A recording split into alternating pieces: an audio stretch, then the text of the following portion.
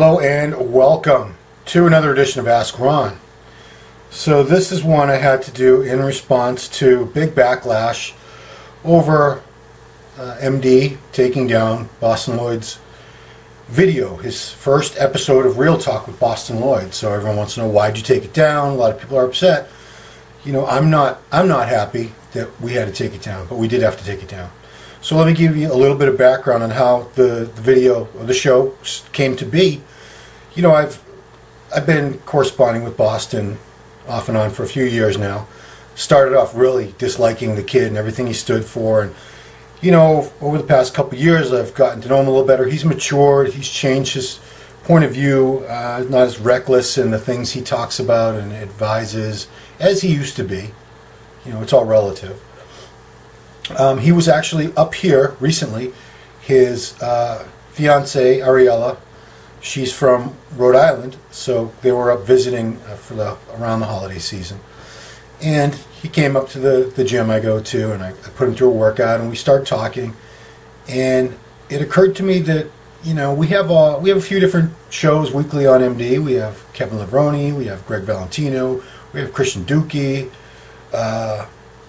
You know, we're going to be starting one with Lee Haney next week. We have Ask Ron. We have the Ron Line Report. What about a Bostin Loyd show? What about Bostin? I think he'd be something very, very different. And a lot of the younger guys, they love Bostin. They feel he's very relevant. He speaks the truth in their eyes on the things he wants to hear about. He's not afraid to call people out. He's not afraid to talk about drugs and how he feels they should be used or not used. So, you know, I thought, okay, started thinking up titles, and I came up with Real Talk with Bostin Loyd.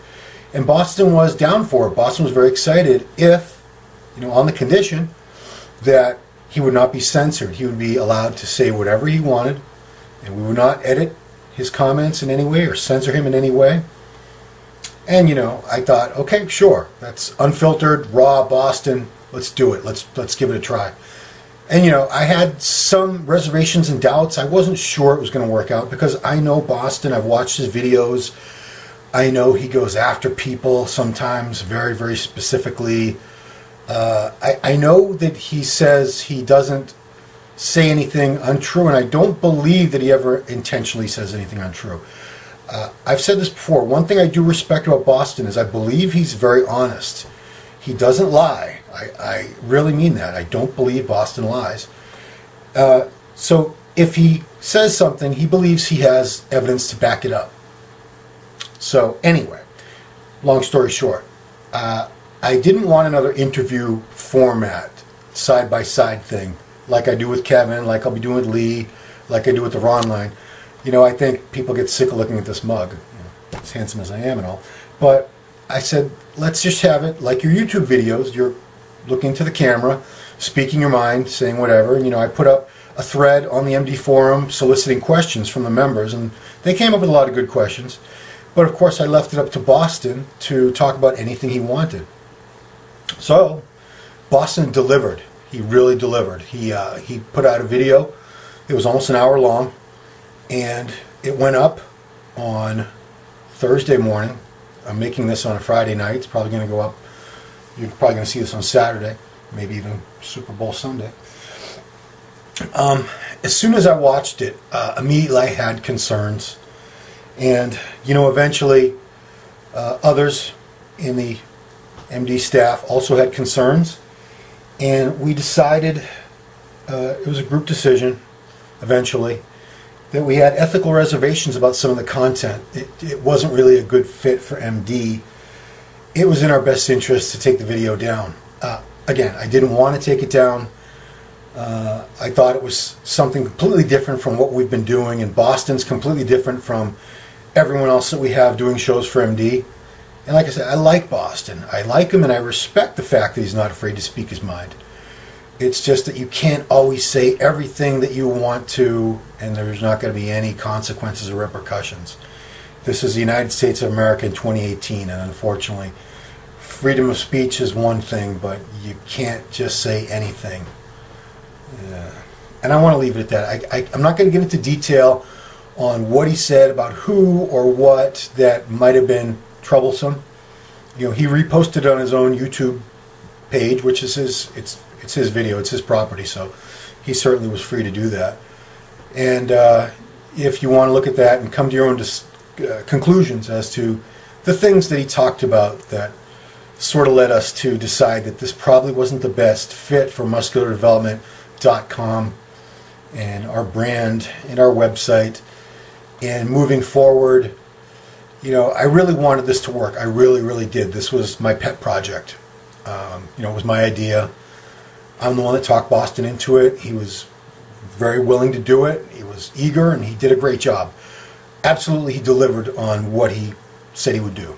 And, looking back, in hindsight, maybe I should have... Well, if I had tried to censor him, then that would have broken our deal, because the deal was no censorship, raw, unfiltered, real talk with Bostin Loyd. So, some people say, well, you couldn't handle the real talk or the truth. However you want to look at it, it just wasn't something we were comfortable with proceeding. Doing this as a weekly thing, eventually there would have been problems down the road. Let's leave it at that. There's going to be all kinds of debate. Boston on his Facebook, there's a lively, I wouldn't even call it debate, they're just trashing MD. And I'm sure our people that used to work for MD that have their own websites and so forth, and little news shows, they're going to have a field day with this. Go for it, guys. This one's on me. Merry Christmas, early Christmas from Ron. So that's all I want to say about that. And no hard feelings. Boston has no hard feelings toward me. He's upset, understandably, that he went to the effort to make this video and did exactly what I had instructed him to do, and then we pulled the video. But it is what it is. It had to be done, and we're going to leave it at that. So now I'm going to take some questions, a few more questions, even though this was the main point. So if that's all you cared about, I guess you could stop watching. But we have more to talk about. Michael Edwards, he's asked, Michael is a huge Dennis Wolf fan. Anyone who's on the MD boards knows this. So a lot of his posts and a lot of his questions tend to be around Dennis Wolf. So first question, do you think Dennis Wolf can win the Arnold Classic after a 2-year layoff? He can. It's certainly possible. Why not? Dennis won the Arnold Classic before. He's going to have a tough time, even at his very best, because this is a really good lineup at the Arnold this year. We have Dexter Jackson, who's been Mr. Olympia. He's won the Arnold Classic 5 times already. Dexter's entering, and he's had a full year off to rest and train for this. Dexter's going to be tough. We also have William Bonac, 3rd place at the Olympia, who beat Dexter a couple times over the past couple seasons at a couple shows. So 3rd place at the Olympia, which means the only 2 people in the world that beat him at that Olympia were Phil Heath and Big Ramy, neither of whom are in the Arnold. We also have Sean Roden, who's been runner-up at the Olympia. Rolly Winkler's no slouch. It's going to be a pretty stacked show. So Dennis is going to have his hands full. Can he win it? I've seen enough shows to say anything's possible. If he's at his best or better than he's ever been before, and these other guys that I just talked about, maybe they're not, it could very well be Dennis's day. Dennis is coming back from a very serious injury. He had a neck surgery, and he's putting his size back on. He's still not right now as... I've been following his Instagram, and I am a Dennis Wolf fan. I like Dennis a lot. I worked with him for several years with MD. He had a column, and we did a lot of training articles together. I always enjoyed talking to Dennis, because like me, he believes in aliens. Not everybody does.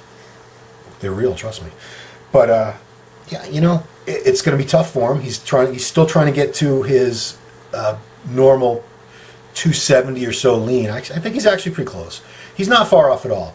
But I'm saying he's in a tougher position because he's trying to put muscle on as he gets closer to the show, whereas these other guys, Bonac and Rolly and Dexter and Roden, they all started dieting from their biggest weight, and they're coming down like you normally do for a show. So yeah, he can win. Will he win? We'll see. We'll find out, right? Number 2, who will be better conditioned than Dennis Wolf at the Arnold Classic? I don't know. We'll see, right? Dennis has had some issues condition-wise, not condition-wise, but certain areas, his glutes don't usually get as sliced and diced. I know it's not supposed to be a glute contest, but they really do look at the glutes these days. And if your glutes are striated and dry and crispy looking, as are your hamstrings that tie into them, that's usually the last place on any man that they're going to lose body fat. So that's the marker of ultimate conditioning. Dexter usually has that. Roden usually has that. Bonac usually has that. Rowley's usually pretty conditioned that area too. So, we'll see. I don't really like to make predictions for any contest.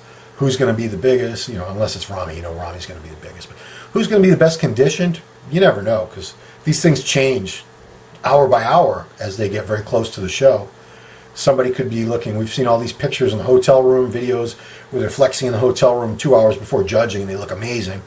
Then you're in the front row watching the contest, and they're all blurry. They filled out with water. They spilled over or something. These things happen. That people don't realize just how tricky a process it is for these guys trying to really nail that very brief window of time where they have the muscle fullness and all the water's pulled out at the same time. It's very hard to trick the body into doing those two things at the same time, and you can only do it for a very, very short amount of time, an hour or two. And then, guys, you'll see, oh, so-and-so faded during the judging, or this one started holding water, because, it's tough to really nail that fine balance, that tightrope. And that's why you very rarely see many guys nail both of those at the same time for long enough to win a show.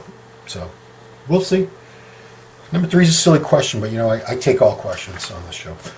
Who hits harder, or who would you rather get punched in the face by, Jose or the Goon? Well, I don't know who hits harder for sure. We've never had him on. Drago had that in Rocky IV. There was those things that measure how hard you punch. I don't know who punches harder. I would have to guess Goon. My buddy Goon is 6'5". He was a Golden Gloves boxer. He did one pro kickboxing match. He had a lot of street fights when he was younger, and he was a bouncer for a while. And he did guard type of stuff. I mean, he's somebody you wouldn't want to mess with. I wouldn't want to get punched in the face by anybody, or either of those two guys. But if I had to choose, I would have to probably guess Jose, even though he has gigantic mitts for hands, and he did have his fair share of fights as a youth. Goon was on the road to becoming a professional boxer, so I tend to think he hits harder. Maybe I'm wrong. Who knows? Who currently has better arms, Heath or Winkler? They both have phenomenal triceps. They're pretty much equal in those aspects. I mean, if you see them up close, Rowley or Heath, it's crazy just how full and round and hanging these triceps are. I mean, they insert all the way at the elbow joint. We all have different muscle lengths. Like my triceps insert halfway up toward the shoulder. These guys, it's like almost off past the elbow. That's how long their triceps are. Really round and full. Biceps, neither one of them has what I consider awesome biceps. It's pretty rare that someone has both incredible biceps and triceps. Even Arnold Schwarzenegger was known more for his biceps. His triceps were certainly not bad, of course. He was legendary, 7-time Mr. Olympia, but were they the best of his era? No, there was probably a couple other guys that had better triceps, but so I'm going to say better. Let's just say better arms overall. If I have to pick Heath or Winkler, I'd go with Phil. With all due respect to Rowley, it's a very, very close one, very close. But I'd probably give Phil the nod. His arms are just, they're part of why he's Mr. Olympia. It's very few people can challenge him on his arms. I honestly feel Sean Roden, one of the only reasons he wasn't able to beat Phil. Well, it was two things, his back and his triceps. Those are two very strong points for Heath now. But particularly the triceps. Roden does not have great triceps. Phil has arguably the best triceps in the world right now. So you're not going to beat Mr. Olympia under those conditions. Okay, moving on. Howard. We love Howard. Howard asks, since Bostin Loyd appreciates no BS, real talk, honesty, was Frank Zane a better bodybuilder than Bostin Loyd is? I don't even think Boston would argue that Frank Zane was a better bodybuilder. Times have certainly changed, and the size that Frank was would not cut it today in open bodybuilding. That's why we have classic physique now.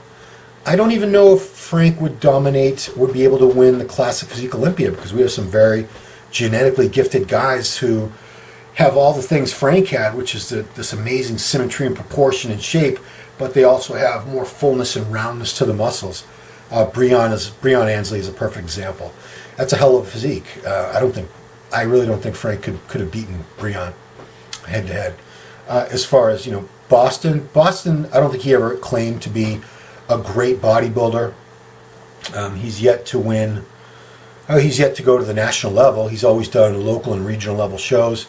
So to compare someone of that caliber, or someone who's competed at that level, to someone who won 3 Olympias in a row, and Frank was at the time, shape and symmetry and proportion were the prized things they were looking for, the attributes. So he beat, for the overall, they had weight classes at the Olympia for a few years there. He beat Mike Mentzer for the overall and kept his Mr. Olympia title. He beat Robbie Robinson. So Frank was a great bodybuilder for his era and for what the standards of that time were. And a lot of people still believe those are the standards we should still be abiding by. And to them, there are a lot of people who believe Frank Zane and Bob Paris and Steve Reeves, these exemplified the best physiques that have ever existed. And everyone's entitled to their opinion. Who's the best Mr. Olympia? My answer and your answer are not going to be the same, and that doesn't mean I'm wrong, you're right, or vice versa. It's all opinion. It's what you like, what you think is ideal. So, Frank Zane was the ideal. That's what the judges for 3 years at the Mr. Olympia decided. Today he would have a rougher time, but I also think today with the different methods we have with nutrition, supplements, and gear and all that, he would look different. Any of those guys would. They were doing things on the technology that was available to them at the time, so they would certainly look different. If Arnold was competing today, of course he would look very different than he looked in the 70s. And even someone like Lee Haney, who retired in 1991, if he were competing today, I believe he would have a different look to the physique, slightly. I believe he would have a little more roundness and fullness, because that's what's in vogue now, and the guys do what they need to do to achieve that look. Okay, moving on. Last question. Big Mike Cox, my man, BMC, down in Florida, originally from Cleveland, Ohio. So he's a Florida guy, but he knows what the winters are like, so give him props. When MD had a ton of guys under contract, did any of them write their own articles, or did you ghostwrite most of them? Okay, the vast majority of them I did ghostwrite. What is ghostwriting? There's a misconception that ghostwriting is, I just made everything up. So, okay, I'm going to sit down, I'm going to write the Branch Warren column. I'm going to come up with questions and answers, on my own. No, I couldn't do that. A, that's unethical. B, the athletes would read that and say, I never said that. They'd be pretty upset. I'd be pretty upset to have my name on something I didn't write. And a lot of them would demand, by the way, that I email them the column and they could make any changes or corrections before I sent it off to the editor. And that I always encouraged that. I said, absolutely, I want you to be happy with it. It's your column. And, so here's what I would do. I would come up with questions. Sometimes readers would post them, but a lot of times I would just make them up or take them from questions people had sent me on Facebook or emailed me or whatever. And I would call these guys up. So Branch or Evan or Johnny Jackson or Jay Cutler. There were so many guys. We had so many guys over the years that had columns. Because I started doing those I actually started out with MD being a ghostwriter for a ghostwriter. The Sandwich, Josh, he had some columns and he couldn't handle the workload at the time, and he asked me to take over a couple of the columns. I think he actually even sent me the audio of his phone interviews, and I was basically just transcribing at the very beginning. That was 2001. But what ghostwriting is you call up the athlete, ask him these questions. I would jot, this is before I wasn't recording calls back then. I would jot down my notes in my little yellow notebook and my little yellow legal tablet, and I'd write the column. And I would also give, in addition to questions, I would always give them the chance to promote anything they wanted to promote, any news that they wanted to share with the readers about what was going on in their lives or their careers. If they were signing with a new supplement company or a new clothing company or sponsor they want to give a shout out to, I always gave them that opportunity because I felt it was only fair. So they didn't write it. I wrote it, but it was their words. Maybe not always verbatim. Sometimes if somebody gave me a very brief answer, and I had 750 words or 1,000 words or 1,500 words, I would have to elaborate at times. So I would just fill in with my own fairly extensive knowledge of training and nutrition. I'm as well versed as most of these guys, better versed than some of them, I'm sure, and some of them are ahead of me. Like Evan, I would never compare my level of nutrition knowledge to Evan. He's light years over me. So, this is like how I like to compare it. Tom Brady. If you read a book by Tom Brady, Tom Brady didn't write that book. You think Tom Brady sat down there at a computer every night for 4 or 5 hours for a few months and banged out a book? No, celebrities are too busy, and professional athletes, they're not writers, they're professional athletes. Why would you expect them to be a writer and sit there at a computer and, not only come up with something, but it's got to be within a certain format and a certain word count. I mean, that's my thing. I'm a writer. That's what I do. I do that in my sleep. It's second nature to me after all these years. So I would take the notes, turn in the column, and that was that. I should say that I did speak to most people on the phone, but there were a few exceptions. I can think of 3 right off the bat that they preferred that I would email them the questions and they would email me all their responses back. So technically they did write their own columns. 3 of those people were Cedric McMillan, Antoine Vallant from Canada, great young kid, wishing him the best, and Marcus Rule over in Germany. I think it was a time difference thing, and his English wasn't the greatest, so he liked to have the opportunity to sit there and compose his thoughts as best he could and take his time. I don't speak German, obviously. His English was passable, but I would obviously clean it up and make it easier to read, things would flow better. And that would go for any of these things. Sometimes when the guys would talk, there was sort of no order to what they were saying, and I would just sort of compose it, put it in something that was a much easier to read and easier to follow on the page. So I actually enjoyed those columns a lot because they were fairly easy for me because I live, sleep, breathe, eat, sleep, breathe bodybuilding pretty much. So coming up with good questions for them was never a problem, and I enjoyed speaking to pretty much all of them. I got along well, especially if we've been doing columns for a while. They were easy. It was easy, quick conversations, 15, 20 minutes. The articles I would write were longer, so those would entail longer conversations. But the columns, usually we could knock those out on the phone anywhere from 15 to 30 minutes, and get a good couple pages out of that. That's really about it, guys. So this was mainly about why we pulled the Bostin Loyd show, and it's most likely it's not going to continue. I don't think Boston would want to be censored. He wouldn't want to do the show if there was any sort of limitations put on him, and I totally respect that and I understand that. That's what he's known for, is speaking his mind, not holding back, not having a filter. And that just wasn't going to work out for us. Unfortunately, I'm really bummed about it. I wanted it to work, and it just didn't work. So that's that. Talk to you guys later. Thanks for watching Ask Ron.